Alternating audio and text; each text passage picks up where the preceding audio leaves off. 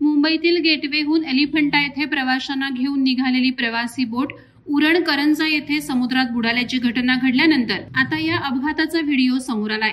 Speed बोटने नीलकमल बोटीला धडक दिल्याने ही दुर्घटना झाली असल्याचं व्हिडिओमध्ये दिसतंय। बोटीमध्ये एकूण 80 प्रवासी प्रवास करत होते अशी माहिती आहे। त्यातील 77 जणांना वाचवण्यात आलंय।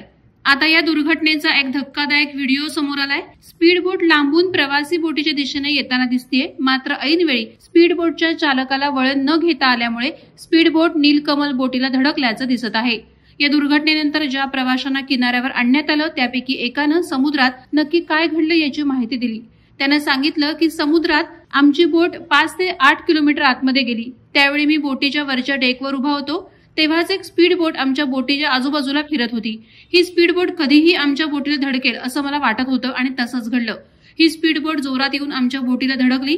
त्यावेळी स्पीड बोटमधील एकाचा जागीच मृत्यू झाला तर दुसऱ्या प्रवाशाचा पाय कापला गेला। रक्तबंबाळ अवस्थेतील त्या प्रवाशाला आमच्या बोटीत घेण्यात आलं। स्पीड बोटची धडक बसल्यानंतर आमच्या बोटीत पाणी शिरायला लागलं आणि बोट समुद्रात बुडायला लागली।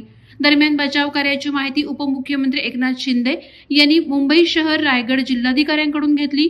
नौदल, जेएनपीटी, तटरक्षक दल आणि स्थानिक मच्छीमार बोटींच्या सहाय्याने बचाव कार्याला वेग देण्याचे निर्देश देत सगळ्यांना सुरक्षित बाहेर काढा असं उपमुख्यमंत्री एकनाथ शिंदे यांनी यंत्रणेला सांगितलं। वादळवारा लाईव्हसाठी घनश्याम कडू, उरण।